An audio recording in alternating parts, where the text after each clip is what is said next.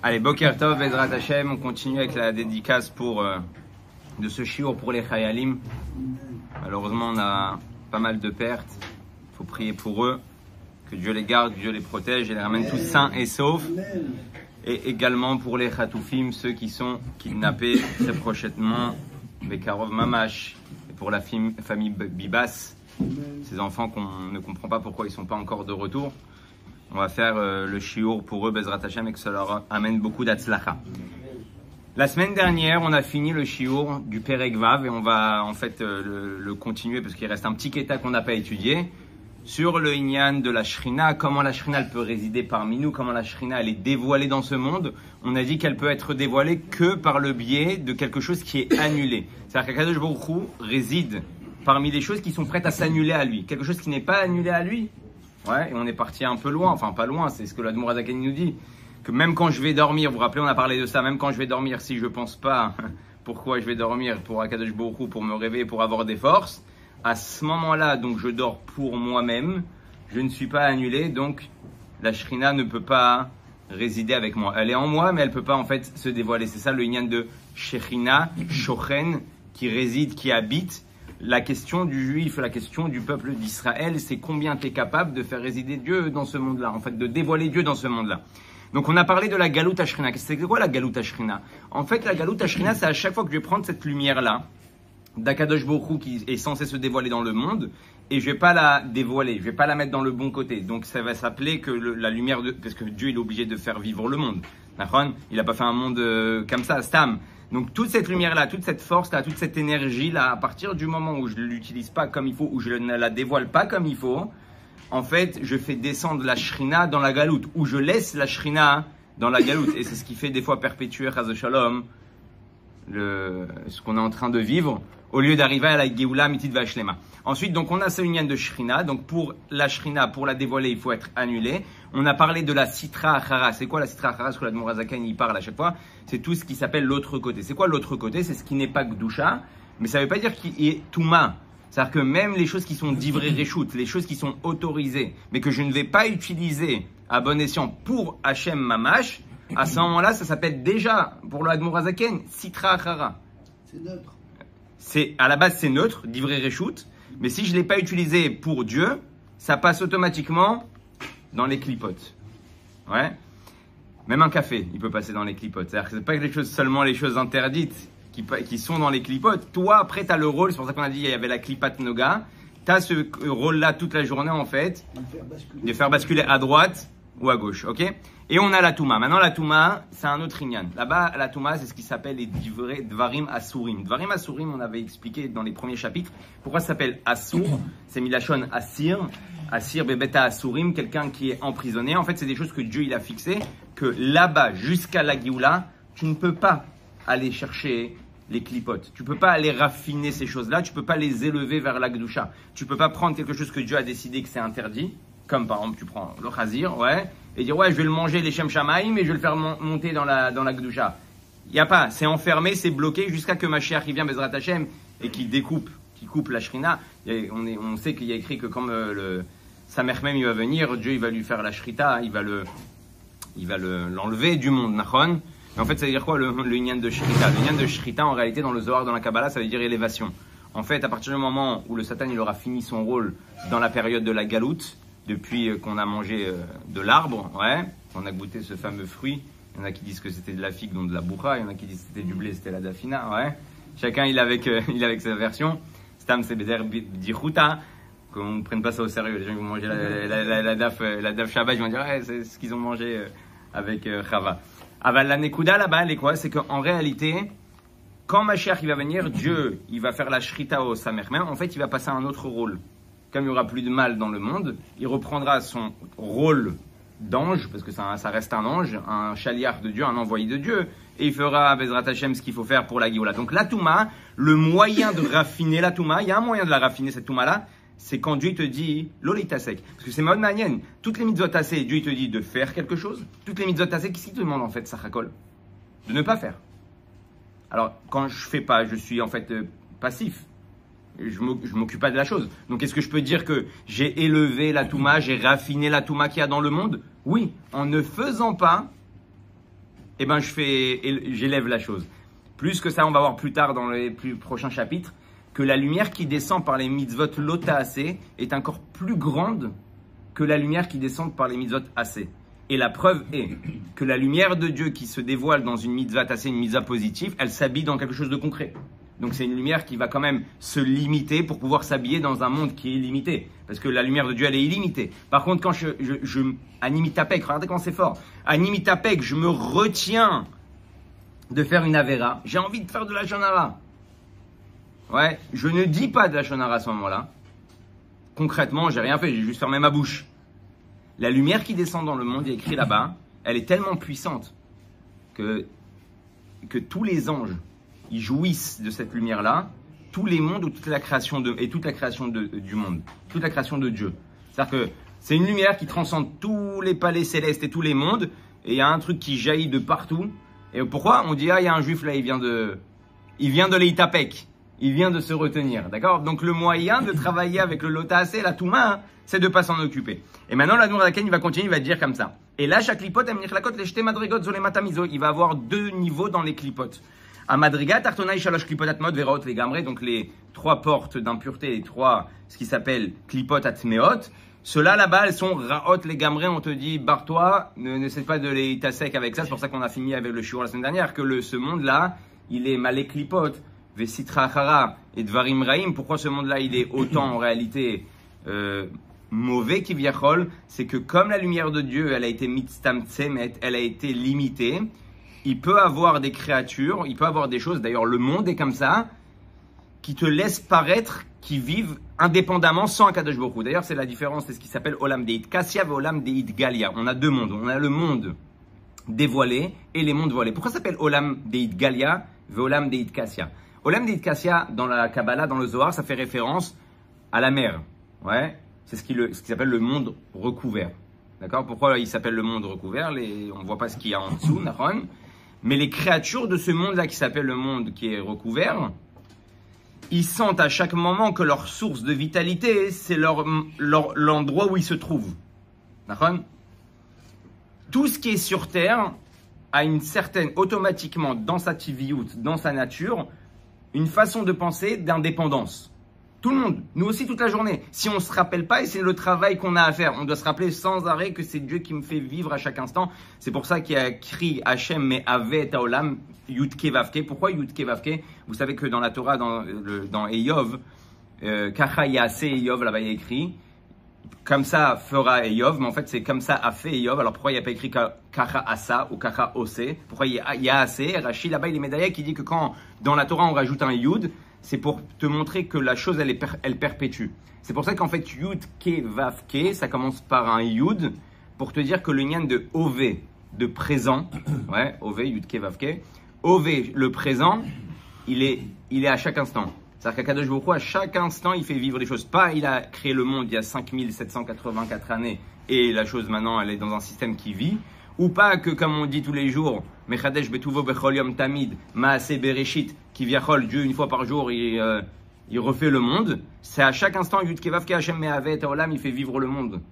D'accord? Donc pour avoir cette perception-là, à chaque fois que j'ai pas cette perception-là dans ma journée, en fait, je me sens yesh, je me sens existant, je pense que je suis indépendant. Pour moi, c'est normal d'ailleurs, il y a des super documentaires, tout ça, sur celui qui aime regarder ça, la physique, tout ça, comment l'oxygène il se crée dans le monde. C'est quelque chose de complètement dingue. Ouais. Ça démarre d'une tempête de sable en Afrique qui va arriver jusqu'en Amazonie, qui va se poser sur les plantes. Les plantes, elles vont avec la condensation faire monter des nuages. Ces nuages-là, ils vont retomber dans l'eau. Dans l'eau, il va avoir des micro-bactéries, tout ça, qui vont prendre cet oxygène-là, verrouler, un truc, c'est complètement dingue. Et après, tu vois les gens qui respirent un peu partout dans le monde. Et il y a des points comme ça, un peu partout dans le monde, qui font tout ce système-là dans la nature pour sortir de l'oxygène. Parce qu'en réalité, même dans l'Amazonie, en Amazonie, on dit que ça fournit 20% de plus, ouais, que ce que l'homme il a besoin pour respirer dans le monde. On appelle les poumons, ouais, du monde. Malgré tout, en réalité, c'est pas ça qui donne de l'oxygène. Et pourquoi? Parce qu'en réalité, il y a tellement d'animaux dans l'Amazonie qu'ils bouffent tout. Ils prennent tout ce qu'on aurait pu recevoir. Alors comment on dit que c'est le poumon du monde par rapport à ce que je vous ai dit juste avant, qu'ensuite avec la condensation, ça se propage un peu partout avec tout. On va pas rentrer dans le chiro de physique, mais toi tu penses pas à ça, toi tu respires, je suis existant, c'est normal. À ce moment-là où tu penses comme ça, tu t'es déjà kiviachol, t'es plus un keli, t'es plus vraiment un réceptacle pour recevoir la shrina parce que tu penses que tu vis normalement. Et tu vis pas avec Akadosh Baruch Hu à chaque instant. Donc c'est les perceptions que l'Admor Zaken aimerait qu'on ait à chaque instant. Et donc pour revenir au Lamdeit Kassia, le monde qui est recouvert, les poissons, les animaux, les êtres qui sont dans l'eau, ils sont un peu comme les anges. Les anges là-bas, il y a écrit quoi? Qu'ils sont complètement annuels à Dieu. Pourquoi? Parce qu'ils sentent qu'à chaque instant, enfin, ils chantent que la lumière de Dieu, elle les fait vivre. Nous, on ne ressent pas ça. C'est pour ça qu'on a dit que Yaakov, il a béni les bénis Israël, ve'idgou larov, bekerev haaretz. Ça veut dire quoi cette bracha-là? C'est quoi cette bracha-là? Ve'idgou larov, bekerev haaretz. C'est quoi ve'idgou larov? Ça fait référence aux poissons, ça fait référence à la mer. Il a souhaité aux bénis Israël de se sentir sur terre comme dans la mer. C'est la bracha que Yaakov, en réalité, il a donnée à ses enfants. Je veux que vous soyez dans un monde qui vous paraît indépendant, qui vous paraît, qui vient séparé de la vitalité de Dieu. Nous, on fait toujours une séparation. Il y a les choses qui sont kadosh, alors c'est Dieu. Il y a le reste, ma vie de tous les jours. Bon, c'est fait partie du inyan que je dois faire tous les jours. Mais est-ce que j'arrive à percevoir Dieu dans mes divrei réchou, dans mes choses qui sont banales de la journée, comme une mitzvah? Dans une mitzvah, quand je mets les tefilines, je pense à Dieu. Ouais. Quand je parle avec Akadosh Baruch Hu, même si je ne mets pas la kavana, je sais que je parle avec Dieu. C'est pour ça que la tefila, elle a une possibilité que même quand on n'a pas prié Bekavana, à partir du moment où on fait une petite chouva, où on refait une tefila Bekavana, de remonter toutes les tefilotes qu'on n'a pas fait Bekavana. Pourquoi? Parce que c'est pas comme dans des choses où je peux mettre complètement moi. Dans une tefila, quand tu t'es présenté devant Hachem, t'as pas prié Bekavana, t'as pensé à plein de choses, mais t'as parlé à Akadosh Baruch Hu, t'as dit Hachem Melech, Hachem Malach. Donc, t'achles, au fond, dans ton subconscient, ou des fois dans ton conscient, quand tu arrives, tu parles à Hachem. Donc même si tu n'as pas prié Bekavana, il suffit d'une tfila Bekavana. C'est pour ça qu'on dit que la tfila de Erev Rosh Hashanah de Mincha, c'est la tfila la plus importante de l'année. Pourquoi? Parce qu'elle a la capacité de prendre toutes les tfilotes de toutes les journées auparavant, x3, x4, x5, ça dépend les jours où on fait Moussa roulé, et de les emmener vers le palais céleste et les emmener vers la Gdusha. En une tfila, on peut tout faire monter. Donc ça, c'était un petit type. Alors, il nous dit maintenant donc, tout ce inyan-là, c'est la perception de que tu dois avoir chaque instant, chaque moment pour vivre dans la Gdusha. Ve'en ba'em tov klal. Donc, les clipotes, elles n'ont pas de tov klal, comme il y a écrit, ve'nikriu b'mirkevet yecheskel, ruach se'ara ve'anan gadol, ve'esh mitlakachat. Là-bas, il y a écrit, ruach se'ara ve'anan gadol, ve'esh mitlakachat. Ça fait référence normalement aux guerres qu'il y a eu, que Yecheskel, il a vu les guerres qui venaient du nord envers Israël, mais en fait, en fin de compte, d'après la Kabbalah, ça fait pas référence à tous ces animaux qu'on est en train de dire. Les 3 clipotes atmeot, elles viennent de cette source-là. Donc maintenant, il y a une question qui se pose. Si tu es en train de me dire qu'en réalité, Dieu, il a créé le monde, et tout est dvar availlé, tout est la parole divine. On a dit la parole créatrice, elle a créé le monde à chaque instant. Comment c'est possible qu'il y ait quelque chose que tu me dis qui n'est pas kadosh? Si le monde est créé par Dieu à chaque instant et tout est créé par lui à chaque instant, comment tu peux me dire des choses comment tu peux me dire que la clipa existe? En fait, à l'origine, tout est kadosh. Hein? C'est nous qui avons sorti. Alors, ça c'est la raison. La raison, c'est pour nous laisser le libre arbitre. Mais en fin de compte, ça voudrait dire quoi? Est-ce que je peux regarder quelque chose de tamé et dire c'est Dieu? Ouais. C'est compliqué. Ouais. Tu prends quelque chose de tamé et tu dis c'est Dieu ça. Ouais. Alors en réalité, c'est quoi la référence à Pipinimut de la Touma? La Touma, en fait, c'est tout ce que toi, tu n'as pas la capacité de dévoiler.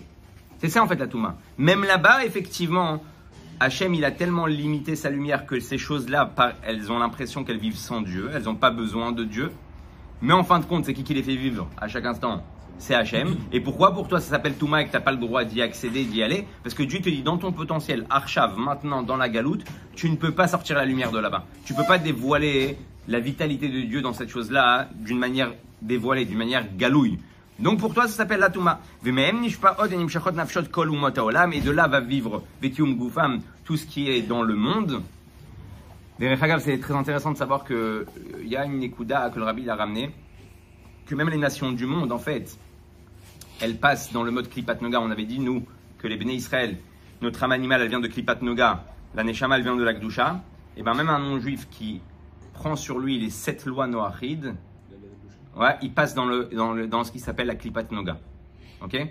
Il passe dans la Klipat Noga, et plus que ça, dans une sikha, le rabbi il a dit qu'en fait notre rôle dans la génération, d'ailleurs c'est la dernière campagne que le rabbi il a dévoilée, c'était pour ça qu'il y a des Chabad qui s'occupent chez les Arabes, chez les Bédouins, chez les Druzes, ouais, ils sont avec des fascicules en arabe et ils vont s'asseoir là-bas et partout dans le monde, il y a des groupes Chabad. Leur mission, on voit beaucoup les Baté Chabad qui s'occupent des Juifs dans le monde. Il y a des Chabad qui s'occupent des nations du monde, d'accord? Le rabbi, plus que ça, il a parlé dans les avions, quand vous êtes dans un avion et qu'il y a des hôtesses de l'air, et c'est quoi leur rôle à eux, c'est quoi leur but à eux? On peut les appeler Sayeret Matkal parce qu'ils rentrent dans un domaine super compliqué. C'est de pousser les nations du monde à respecter les 7 lois de Noé. Et plus que ça, le rabbi dit, à partir du moment où toi, tu vas prendre ton rôle d'éclairer le monde et tu vas expliquer aux nations qu'il faut respecter les 7 lois de Noé, c'est eux qui vont te pousser à construire le Beth Amikdash. Et tu le vois, les nations qui sont attachées à la spiritualité et qui sont dans ce mode-là de cette loi de Noé, c'est eux qui sont à fond, ils sont pro-Israël, pro-Inyanim. Et le rabbi l'a dit, c'est eux qui vont te dire, vas-y, c'est bon, qu'est-ce que t'attends? Construis le Beth Amikdash. Et ils vont activer le processus de la Géoula grâce au fait qu'on a fait notre travail, mais bon, pas tout le monde est capable de faire ça. Maintenant, juste pour arriver au Inyan, un Inyan qui est super important, c'est l'Inyan de Isur Gavra, Isur Cheftza. On avait parlé vaguement dans les chapitres précédents. Il y a une question qui se pose. Dieu, il a fixé des choses qui sont interdites et Dieu, il a fixé des choses qui sont permises. Les choses qui sont permises, c'est que la Kedusha, elle est facile à dévoiler. Les choses qui sont interdites, comme on a expliqué juste avant. Maintenant, les Chachamim, ils sont venus. Et ils nous ont rajouté des choses qui sont interdites. Il y avait des choses qui étaient permises à l'Pitora. Et les Chachamim, ils sont venus faire un seyag. Ils sont venus faire une barrière. Et il y a un dion dans les poskim. Est-ce que quand les Chachamim y viennent, ils prennent quelque chose qui était permis à l'Pitora et ils le rendent assourd, ils le rendent interdit, est-ce que ça devient en réalité assourd? En réalité, la chose, elle reste dans le domaine de la Gdusha ou dans le domaine de Klipat Noga, comme on a expliqué plusieurs fois, donc dans ce parvé-là, et eux, tout simplement, ils l'ont interdit. Donc la chose, elle n'a pas changé de statut, mais le statut, il a changé pour toi. Ça s'appelle Isur Gavra, l'interdiction elle est sur l'homme, ou ça s'appelle Isur Cheftza. Est-ce que quand les Chachamim ils sont venus, ils ont dit ça c'est interdit, ils ont carrément changé, ouais, la création du monde, ils ont pris quelque chose qui est là-haut, d'après Akadosh Baruch Hu était autorisé, ils l'ont pris, ils l'ont rentré dans les Shalosh Klipot Atmot, ils l'ont rendu tamé. Ouais, il y a tout un dioun, il y a toute une marloquette, le Admor Hazaken, comment il pense? Le Admor Hazaken qui est possèque aussi dans le Shulchan Aruch, il vient et dit non, ça devient un Isur Cheftza. Hein? Ouais, alors la Nekuda elle est quoi là-bas? Alors on prend ça, Divrei Sofrim, Chamurim, mi Divrei Torah. Dieu en fait, pourquoi il les a appelés les Sofrim? Ouais, tu aurais pu parler Divrei Chachamim. Sofrim, il leur a donné la plume pour écrire ce qu'ils veulent. Ouais. Et à partir du moment, d'ailleurs, je vais vous raconter une belle histoire sur ça, ça va être plus même riche. Une fois, le Admor Hazaken, il y a quelqu'un qui tape un boucher de la ville, il tape chez lui à la maison. Et il lui dit, voilà, je t'emmène un poumon, je t'en prie, examine-le, dis-moi si c'est halak, dis-moi si c'est taref, dis-moi si c'est kasher. Et le Admor Hazaken, il s'assoit devant le poumon et il regarde 10 minutes, un quart d'heure, 20 minutes, il part dans sa sifria, il prend des livres, après il va prendre un autre Shulchan Aruch, après il va prendre des poskim, après il va prendre la Gemara, après... Et comme ça, il ouvre des livres sur des livres sur des livres. Et le boucher, il est là, il attend comme ça, il voit que c'est une angoisse l'histoire. Il dit à Admor Hazaken, c'est pas grave, si c'est taref, jette, on passe à autre chose. Le Admor Hazaken, tu sais ce qu'il lui a répondu? Il lui a dit, tu parles comme ça, parce que si tu entendais le cri, la voix que j'entends qui sort de ce poumon-là, qui me supplie de ne pas le rendre taref, parce que si je le rends taref, je le mets dans les Shalosh Klipot Atmeot, c'est le poumon qui est en train de me supplier, trouve un éther pour que je puisse être kadosh, pour que je puisse être kasher, pour qu'on puisse faire quelque chose avec moi et m'emmener vers la Gdusha. T'aurais pas parlé comme ça. Donc l'Admor Hazaken, il prend un poumon, il se prend la tête, comment il peut prendre un maximum de nitzotzot, de parcelles divines. Il y avait une histoire aussi similaire avec Rav Hillel Miparitch, un grand chassid. On a parlé de lui aussi plusieurs fois. Une fois, il était pareil. Il a eu la même histoire. On est venu lui emmener un shor, on est venu lui emmener un taureau à examiner. Et il se prend la tête, et il se prend la tête, et il se prend la tête, et il se prend la tête. Le boucher, pareil, il lui dit c'est bon, vas-y, base, c'est pas grave, on passe à la prochaine. La production, il faut faire de l'argent, on va pas perdre d'argent. Il lui a dit à 120 ans, ce shor-là, il va venir au Beit Din Shelma. Et il va venir m'accuser si je le rends tamé. Déjà, Kohar de Etera Adifa. Ouais. Donc lui, il cherche le éther, il cherche l'autorisation, mais il dit, si je le rends tamé, il va venir à 120 ans me... Ok, viens, je t'emmène. J'avais la possibilité d'être dans la Gdusha, tu m'as jeté dans les 3 clipotes, les 3 portes d'impureté. Explique-moi comment t'as fait. Il dit, moi à 120 ans, j'ai pas la force de me battre avec un taureau. Ouais. Donc c'est pour ça que je me prends la tête. Mais c'est des choses qui sont très chmimi, qui sont très spirituelles. Mais on comprend comment en fait le monde il fonctionne et pourquoi les chachamim ils se prennent autant la tête pour trouver un éther et rendre la chose kadosh. Elle dit venafshot kol balechaim atmim basurim ba'achila vekiyum gufam vekiyum chayut vechayut kol machalot asurat v'atzomer kmo orla vechila kerem ou kmo shekatu be'etzraim shar mem tet perek vav. Et là il dit donc tout ce qui va vivre, tout ce qui est tamé, tout ce qui est interdit, ils prennent leur force, leur vitalité de ce qui s'appelle les 3 portes d'impureté. Par exemple, il y a aussi dans le tzomer, pas seulement dans le chai, pas seulement dans les animaux, dans le tzomer, il y a des choses qu'on n'a pas le droit de consommer. D'accord ?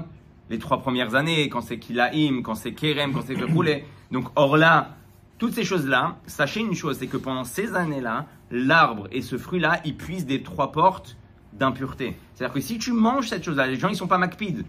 Dans les troumot, les maasrot, les inyanim, ouais. Les gens, ils sont pas makpid dans ces inyanim-là. Ils disent, bon, c'est un fruit, c'est une banane. Mais si cette banane, elle est hors là, c'est pas que c'est mort. C'est comme tu manges du khazir. Au niveau rouhani, au niveau spirituel, le khazir, il prend sa force des 3 portes d'impureté. La banane qui est dans les 3 ans, elle prend sa force des 3 portes d'impureté. Elle fait la même chose. Et donc, il est en train de te dire, c'est pour ça que on doit être makpid sur tous les inyanim. Aval, regardez, pourquoi on parle de tout ça? On dit, bon, c'est super intéressant, comment on travaille. Maintenant, c'est quoi le but de tout ce qui nous raconte l'Admor HaZaken? C'est d'emmener la Géoula. La Géoula, en réalité, elle se passe comment? En réalité, plus la Touma, elle prend sa force. D'où elle prend sa force, la Touma? La Touma, elle puise sa force de la Gdusha, indirectement. Comment? Quand toi, tu leur donnes la possibilité de prendre de la force. Si toi, tu fais des avérotes, on va voir aussi même dans ta parole, ta pensée et tes actions, tu vas faire des avérotes, tu leur donnes, comme toi, tu es censé être kadosh, tu leur donnes du budget. Boum, boum, boum, boum, boum, boum, boum. Déjà, toi, quand tu passes dans ce domaine-là, tu te branches à eux. Ouais, donc maintenant, il y a une connexion Wi-Fi. Ouais, airdrop, tac, tac, tac, tac. Eux, ils te prennent. Et eux, ils te donnent, ouais, aussi, comme ça tu peux vivre, mais tu vis dans la Touma. Quand tu vis dans la Gdusha, tu te branches à Kadosh Baruch Hu directement. Donc, plus on va faire attention à ne pas toucher ce domaine-là qui est Touma, et plus que ça, on a dit Klipat Noga, à chaque fois que je vais prendre quelque chose de parvé, un verre d'eau, et je vais pas le boire, les Shem Shamaim, pour Akadosh Baruch Hu, en réalité, je vais le faire passer aussi dans la Touma. Donc, pareil, je me rebranche de ce côté-là. Et quand je me rebranche de ce côté-là, je lui donne de la force. Ils ont un verre d'eau en plus, ouais. Ils ont quelque chose de matériel en plus à tirer. Donc en fait, c'est comme ça qu'on fait persister la galoute. Et c'est ça le but en réalité de t'expliquer tout ça. Plus tu vas te brancher à la Gdusha, plus tu vas prendre les Inyani Réchout de tous les jours et tu vas les faire passer dans la Gdusha, moins ils vont avoir de budget. Quand ils n'ont plus de budget, ils crèvent. Quand ils crèvent, c'est la Goula. C'est le dévoilement de Dieu. Donc c'est pour ça que l'Admor HaZaken il s'entête autant à nous faire bosser les Shem Shamaim. Parce que si chacun d'entre nous, il prend sa vie de tous les jours, dans la pensée, dans la parole, dans l'action, et dans tout ce qui l'entoure, des choses pas interdites, des choses permises, ouais, et il les met que dans la Gdusha, ouais, c'est un gros travail. Automatiquement, toi tu descends du budget, moi je descends du budget, on descend tous du budget, fin d'année, ils ont plus à bouffer, et Mashiach, il vient avant la fin d'année. Vechen kiyum vechayut kol ha'maase dibur marshava shel kol shasa lo ta'ase vanfem, ou kmo shekatuv sham, sauf Perek et, d'accord? Donc quand maintenant, je vais prendre mon bras, même mon bras qui est un évar, qui est un membre matériel, et je vais mettre les tfilines. Et pareil avec ma tête. À ce moment-là, mon bras et ma tête, ils puisent de la Gdusha. Maintenant, quand je fais avec mon bras une avéra, ou qu'avec ma tête, je pense des choses qui sont contraires à la Torah, à ce moment-là, je me branche à la Touma. Donc il n'y a pas de... Comme on a dit plusieurs fois, il n'y a pas de juste milieu. Ouais. C'est soit à droite, soit à gauche. Et toute la journée, à chaque instant, tu vas te retrouver dans cette situation-là.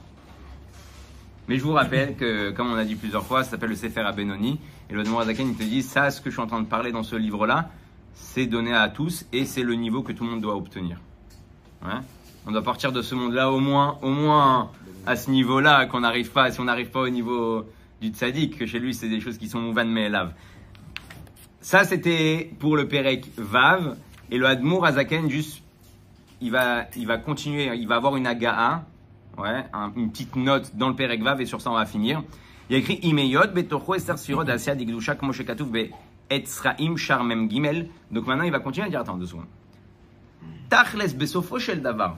À la fin du compte, tout ce que tu es en train de me dire de ce monde-là, où il y a des clipotes et il faut se battre avec les clipotes et il faut travailler avec les clipotes.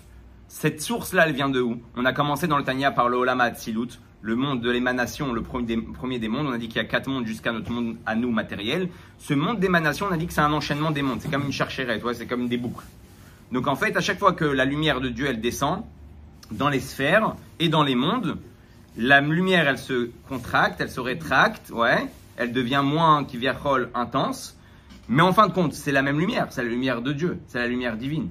C'est pourquoi on va appeler Tarton et Elion. Olamot Elionim, Olamot Tartonim. Les gens, ils ont l'impression souvent que Olamot Elionim, c'est le Gan Eden là-haut, ouais, le Gan Eden là-haut, et Olam Tarton, Shen Taran, c'est en bas. Il faut savoir une chose, c'est que tout est là. Dieu, il n'a pas d'espace, il n'a pas de temps. Ouais. Donc quand toi tu penses à Elion, tu penses à lever la tête vers le ciel, mais en fait le Gan Eden, il est là, le Gainam, il est là. C'est pour ça que tu peux faire de ta vie un Gan Eden, tu peux faire de ta vie un Gainam. Nous, on a l'impression, ouais, ta Neshama, elle monte. C'est quoi ta Neshama, elle monte? En fait, c'est des dargotes. C'est des niveaux. C'est pas des escaliers, tu marches. Comme il y a écrit, entre chaque monde, il y a 500 ans d'Alicha, comme ça écrit dans la Torah. C'est quoi 500 ans d'Alicha? On dit quoi? Pendant 500 ans, je vais marcher dans l'espace jusqu'à que j'arrive à la prochaine destination. Non, c'est 500 dargotes. C'est 500 niveaux qui t'emmènent à la prochaine étape, en fait, qui se retrouvent tout ici. C'est pour ça que les tzadikim, Bemitatam, Kruim Chaim, un tzadik, même quand il est plus là, il est dans ce monde. La preuve en est, c'est qu'il est poël dans ce monde. Ah, mais il est au Gan Eden. Quoi, ils ont un tramway tous les matins, ils redescendent, ils repartent. Non, parce que Akol Nimtsakan.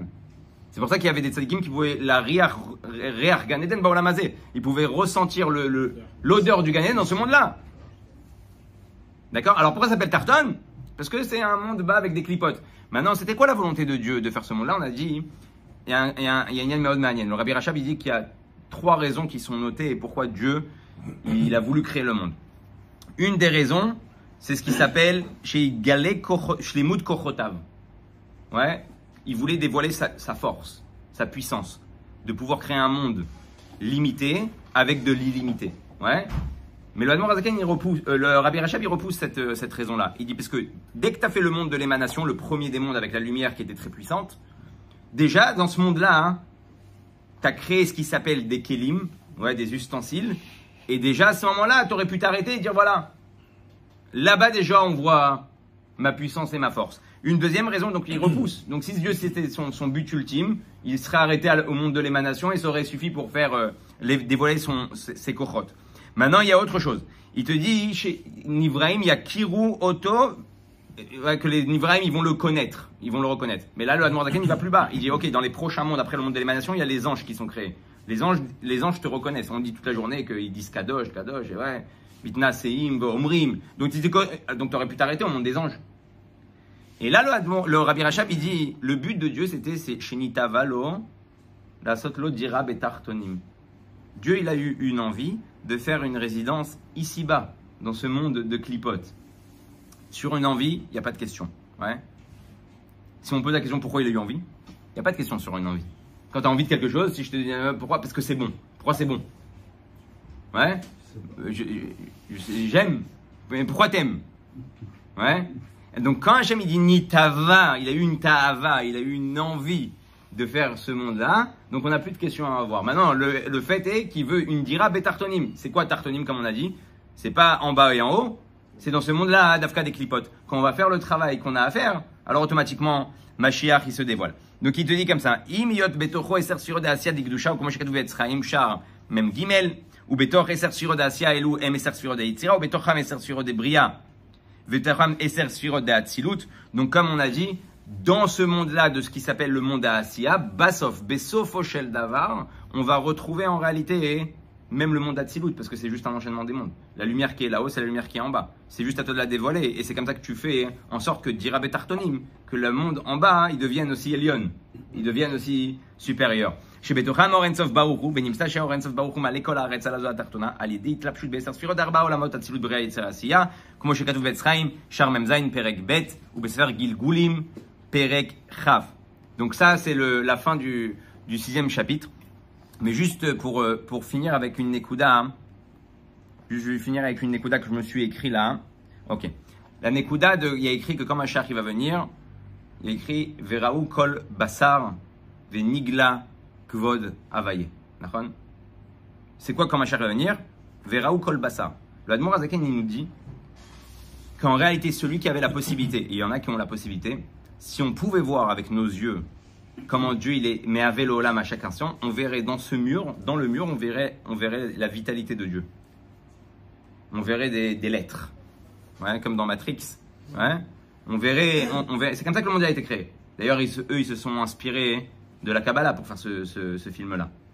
Donc, ce qu'on voit en réalité, ce qu'ils appellent la matrice, tout ça, c'est la parole divine. Dieu, il a créé le monde avec la parole. Donc, ces lettres-là, elles font vivre le monde à chaque instant. Toi, tu ne les vois pas. C'est comme Internet. Derrière, il y a du HTML, il y a des codes. Tu appuies sur Enter, tu vois des vidéos, tu vois des photos, tu crois que c'est une image. Mais derrière se cachent des codes. Dieu, il a créé le monde avec des codes.